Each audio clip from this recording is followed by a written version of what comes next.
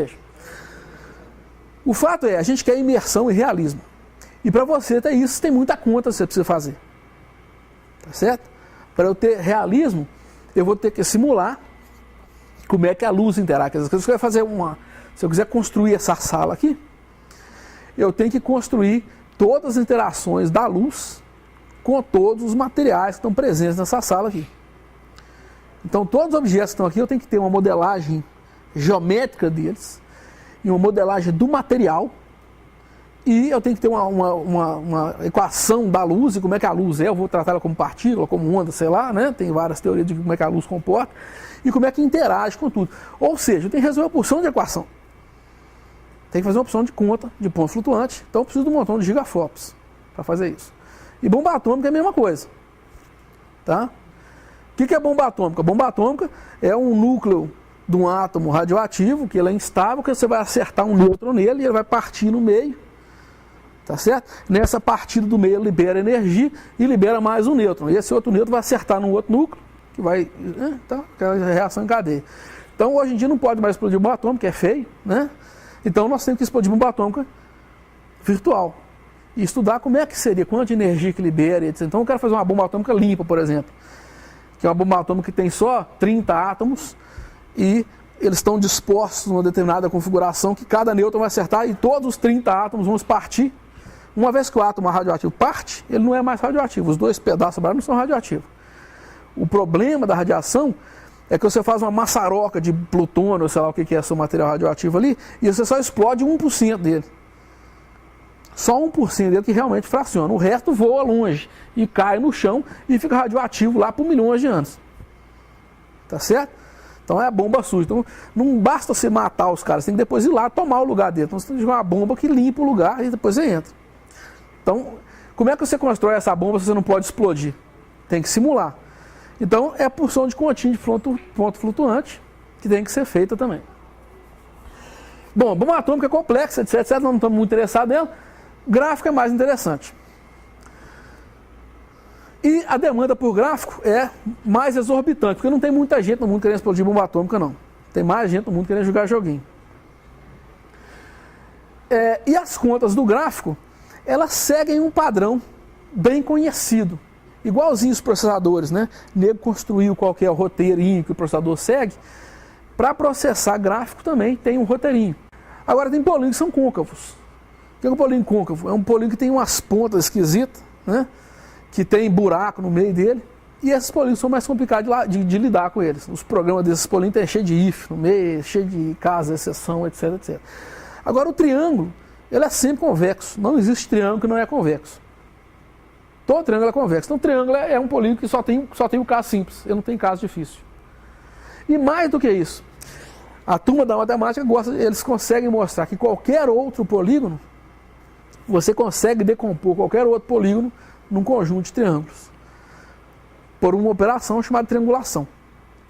Tá? Existem várias triangulações possíveis de um polígono que vai decompor aquele polígono em vários triângulos. E todos os triângulos são convexos, então é fácil lidar.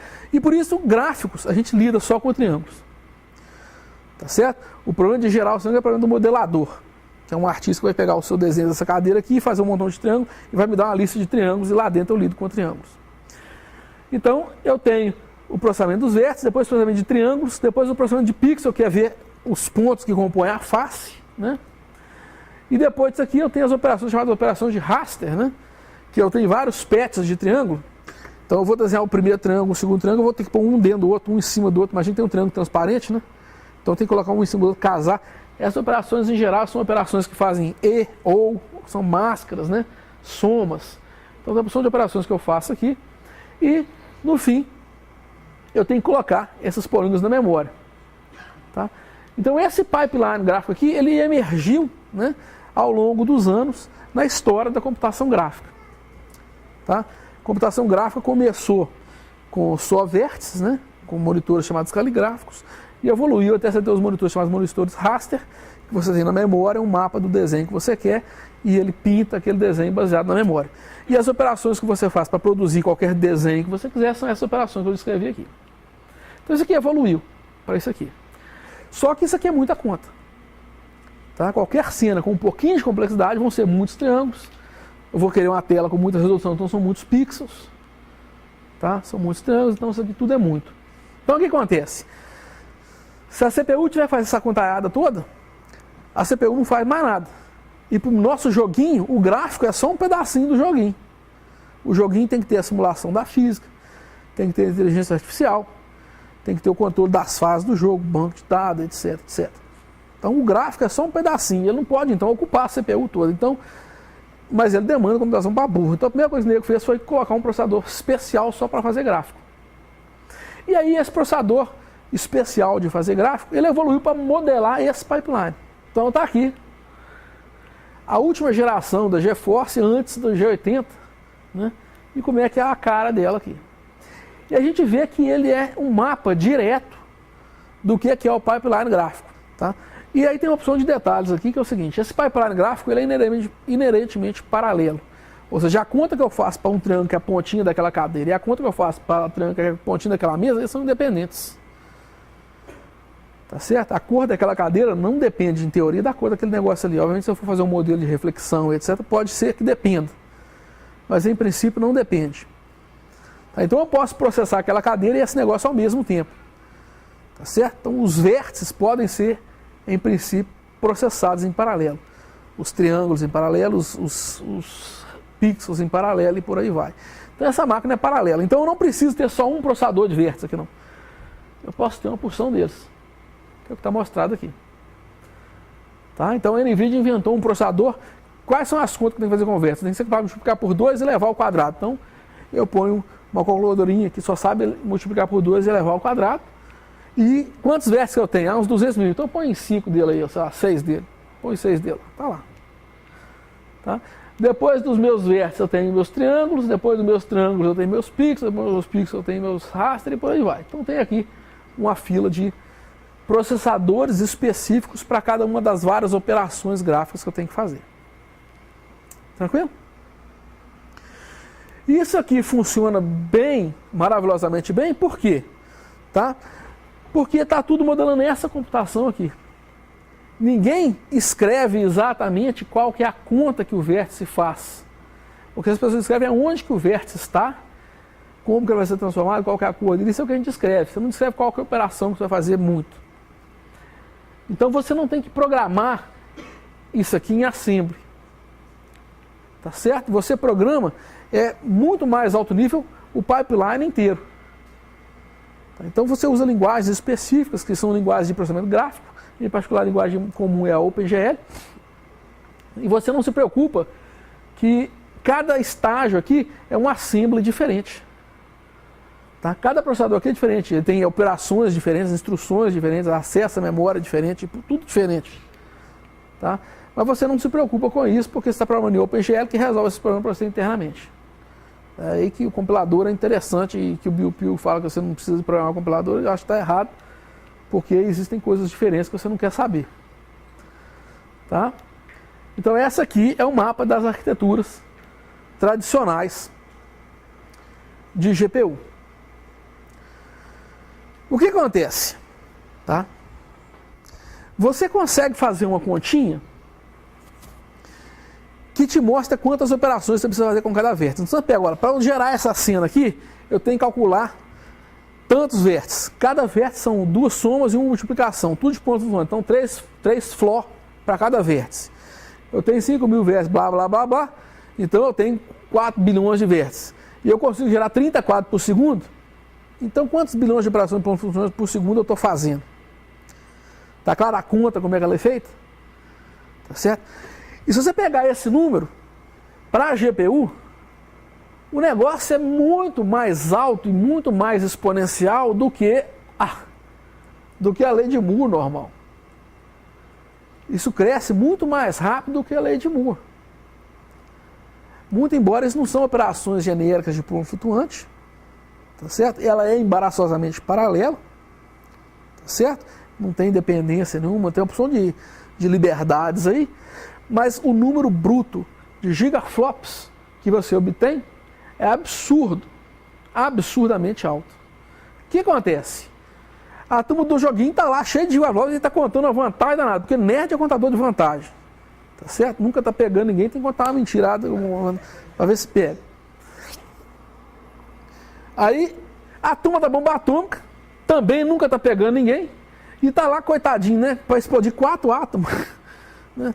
Gasta horas no Intel deles aqui, ó. E eles veem esses gigaflops e nem começam a querer fomear. Claro. Entendeu? Eu tenho aqui 300 bazilhões de operações de plano flutuante para fazer. Eu tenho uma máquina que consegue fazer as operações todas em 15 segundos, eu quero essa máquina de todo jeito.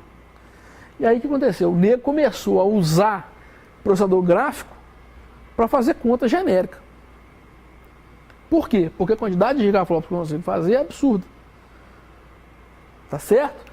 Então o que aconteceu? É que o hardware de GPU começou a ter um desempenho muito mais alto do que a lei de Moore. Por quê? Porque é uma arquitetura simples, escalável, balançadoramente paralela, tá? Massivamente paralela, porque os processadores são muito simples, eu posso colocar muitos deles ao mesmo tempo, e eu consigo ter números absurdos. E aí vem a fomeagem tradicional, tá? Que a turma começou a enxergar a GPU como um processador paralelo genérico, e eu quero usar essa máquina para explodir minha bomba atômica, porque eu tenho um montão de conta para fazer. Certo? Então, existem certas diferenças da GPU para a CPU, que é o seguinte: primeiro, a CPU ela é uma máquina de propósito geral, então ela tem que ser capaz de fazer qualquer computação do mundo. Ela tem, então, tipicamente, a arquitetura dela levou para aquele caminho da execução fora de ordem, especulação, múltiplos issues e etc, etc, levou para esse caminho do cache grande. Então, grande parte da área de uma CPU, na verdade, é cache. Por quê? Porque a memória é o maior gargalo que existe. Tá certo? Memória sendo o maior gargalo, como é que eu faço para cobrir o maior gargalo meu? Colocando um cache maior. Quanto maior o seu cache, mais rápido roda a sua máquina. E fluxo de controle sofisticado. Ou seja, eu vou ter execução fora de ordem, vou ter especulação. Então, o controle do fluxo da execução é bem sofisticado. A máquina é complexa para poder fazer essas coisas aí. Inverter a ordem das instruções, depois desinverter, renomear o registrador. É bem complicado de fazer. No fim das contas, o que acontece é que se você olhar uma CPU típica, a quantidade de área dessa CPU típica que produz gigaflops é muito pequenininha. Grande parte da área de silício gasta na CPU é usada para conter o cache e para conter a lógica de controle, né? Para poder permitir a execução fora de ordem, para poder permitir especulação, para poder fazer previsão de desvio, para poder fazer escalonamento de múltiplas instruções, para poder fazer renomeação de registrador, para poder fazer uma opção de coisa. Então aqui tem muita área, tem muito transistor aqui dentro, muitos watts que não geram gigaflops. Os únicos watts que geram gigaflops são os watts das unidades lógicas aritméticas. Tranquilo? Já na GPU, como ela é uma máquina simples, que ela faz só uma conta, e eu posso fazer essa conta massivamente paralela, tá? Então eu não preciso ter cache, eu já ponho a memória direto, eu faço canais de comunicação com a memória direto, um monte de canal de comunicação com a memória, lá alta largura de banda com a memória. Tá? Então eu vou ter muito transistor, muita área gasta com fontes de gigaflops. Então não é porque a CPU, e aí aqui é que está aquela mudança fundamental, tá certo? Esse layout aqui, ó, ele é aquele layout consolidado. A arquitetura nós já sabemos como é que faz. A arquitetura é isso aqui. Enquanto eu conseguir escalar a frequência disso aqui, está ótimo. Ninguém pensou que, na verdade, a quantidade de geração de ULA, de geração de flops, era só 1/4 do circuito.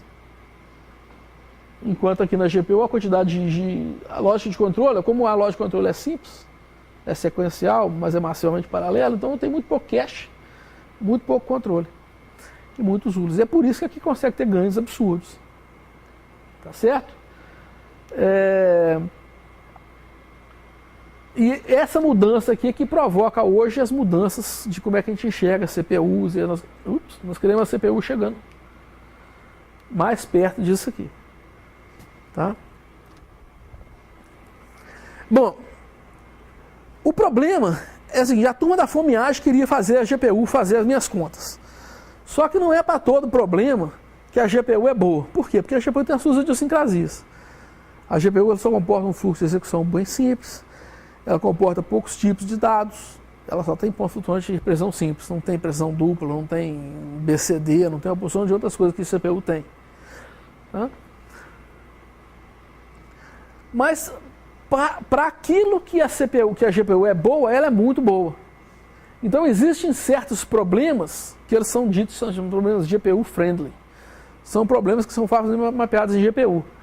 Então para esses problemas, NEA começou a usar massivamente.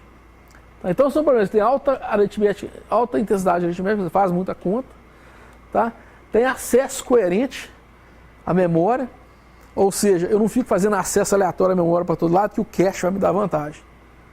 Tá? Eu faço acesso à memória, ele é bonitinho, já que eu posso fazer um pipeline de 1000 bits e ler os 1000 bits numa tapa cada só, que tudo funciona. Tá certo?